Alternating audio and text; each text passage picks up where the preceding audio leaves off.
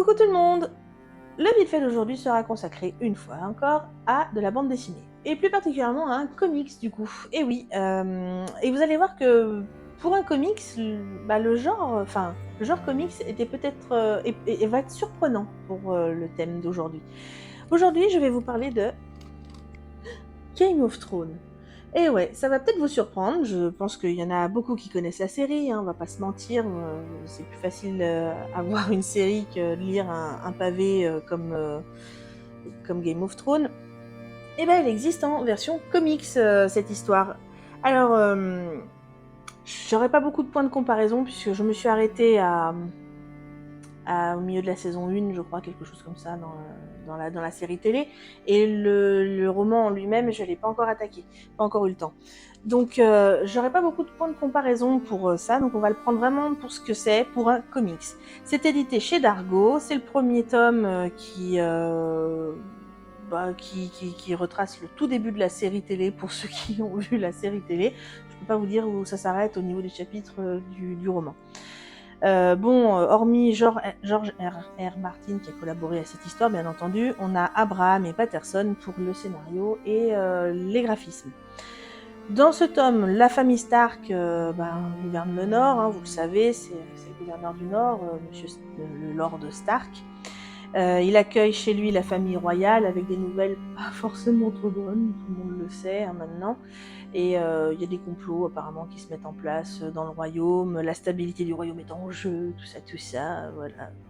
Et Petit peur et tremblement. quand on parle de Stark, on parle pas de Tony Stark. Ah non, non, non. Alors un autre comics, mais pas celui-ci.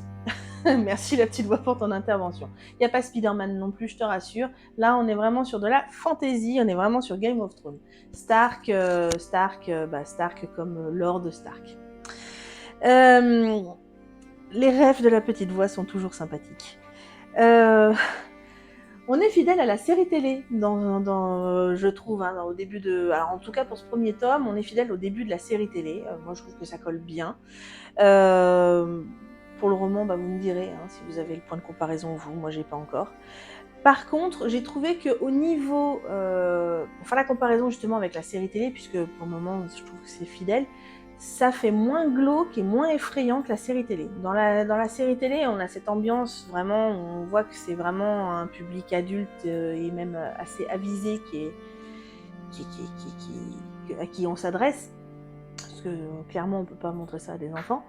Là, la bande dessinée, je trouve que, enfin en tout cas le comics, est beaucoup moins effrayant. C'est un peu plus light au niveau des couleurs, au niveau de l'ambiance qui règne dans cet album.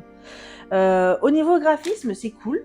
Alors après, oui, ça peut faire bizarre de dire que c'est un comics pour de la fantasy, mais oui, le graphisme est très comics, je trouve. Et je trouve que ça marche bien, étonnamment. Je me serais pas attendue à ce genre de graphe pour ce genre d'histoire. Et là, ça rend bien. C'est agréablement surprenant. Donc, voyez, je vous en ai mis un aperçu. En plus, c'est tout en couleur et je trouve que le travail du coloriste a été formidable. Je trouve ça très très bien fait. Je trouve ça très très beau. Donc, vraiment, là, je trouve qu'au niveau de la réalisation, il n'y a vraiment rien à redire si ce n'est que c'est au top. Voilà, moi je lui ai mis 5 étoiles sur 5. Je vous invite à... Moi en tout cas j'ai envie de poursuivre avec la bande dessinée. La série, j'ai fait une pause, vu que je vous ai dit j'en étais encore à la saison 1. Je vais essayer de reprendre au fil de l'eau en même temps que je lis en parallèle la bande dessinée pour voir si je peux avoir un point de comparaison. Je vais essayer de faire un effort et de lire l'intégrale 1 en même temps en parallèle pour continuer la comparaison. Et puis on verra. En attendant, n'hésitez pas à me donner vos avis en commentaire. Et puis en attendant la prochaine, lisez.